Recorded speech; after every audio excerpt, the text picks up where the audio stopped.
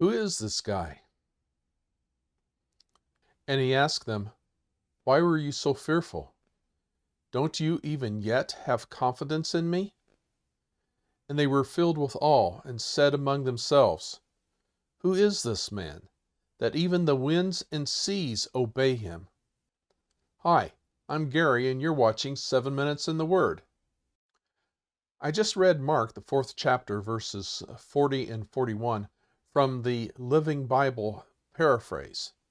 In a bit, I will read the full text of Mark, the 4th chapter, verses 35 through 41 from the English Standard Version. But first, I want to look at two items in this reading from the Living Bible version. First, in most translations, in verse 40, Jesus asks, "Do you still have no faith?"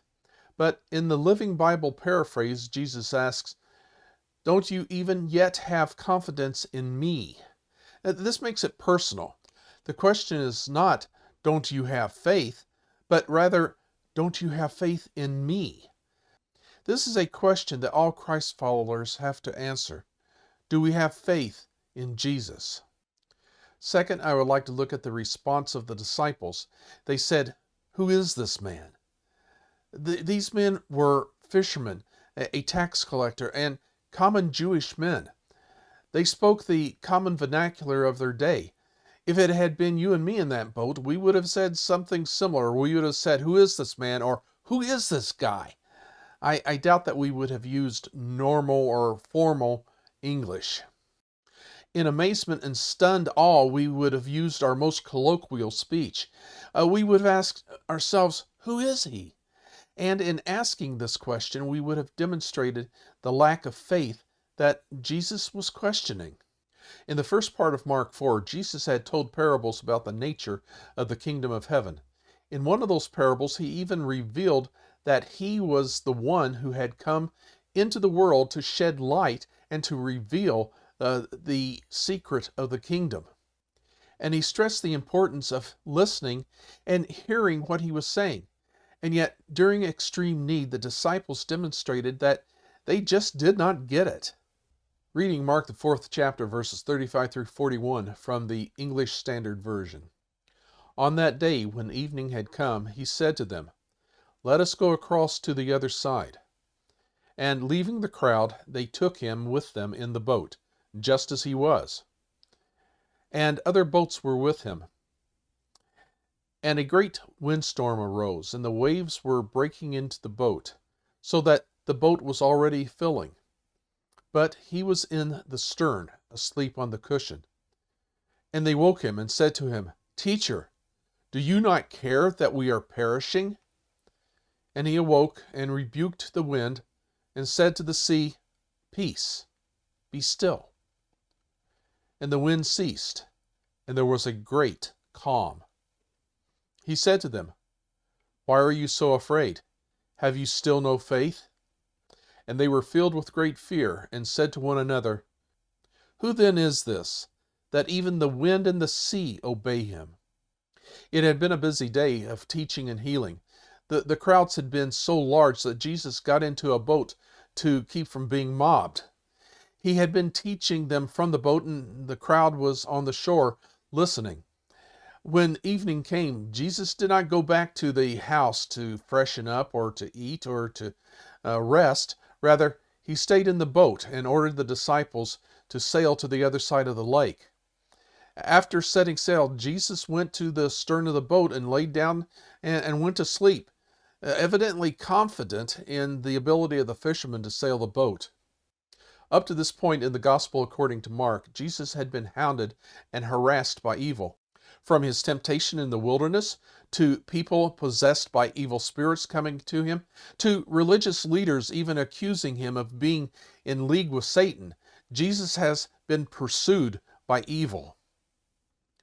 Now, as Jesus sleeps, what seems to be another attempt to destroy him, a massive storm arises, and even the experienced fishermen are alarmed that the boat is about to sink. Being awakened by his disciples, Jesus spoke to the wind and the sea. Just as he had rebuked the evil spirits, Jesus rebukes the storm. Just as he had commanded the evil spirits to be quiet, he also commands the storm, "Peace, be still." And just as the evil spirits fell silent at his feet, the wind ceased, and there was a great calm. We are to understand that the sea went from tempest blown to glassy smooth at the command of Jesus. After calming the storm, Jesus turned to calm his disciples' fears. After all the disciples had seen and heard from Jesus, he was amazed that they still lacked faith. You see, Jesus was with them. That should have been enough to give them confidence. Even as Jesus had confidence in the sailors' ability to sail the boat, they should have had confidence in his ability to keep them safe even in the storm. Many times he had demonstrated that he acted by the power of God, yet in the middle of a storm, the disciples seemed to have forgotten whom they were with. We have all seen the bumper sticker that says, "Jesus is my co-pilot." Others have countered, "If Jesus is your co-pilot, swap seats." But I think they both missed the point. Jesus was not at the tiller of the boat, and he wasn't steering the sails. It was enough that he was in the boat with his disciples.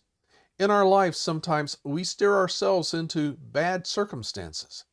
At other times, through no fault of our own, the world around us seems to be out of control, and we fear for our health and for our safety and even for our freedom. And as his disciples were in danger because Jesus had told them to sail to the other side of the lake, we may at times find that we are embroiled in storms when we do what Jesus has commanded. In all cases, whether our circumstances are self-inflicted, caused by others, or as a result of doing good, Jesus is with us and will bring us through the storm. This is a hard lesson to learn. At times, we are like those disciples who were in the boat with Jesus. In amazement, we look at Jesus and we ask, "Who is this guy?" We sometimes forget whom we are with. The comforting thing is that even when we do forget, Jesus is faithful, even when we aren't. Thank you for watching today. Please give us a thumbs up and click that subscribe button down in the lower right-hand corner. And do come again next week for another 7 Minutes in the Word.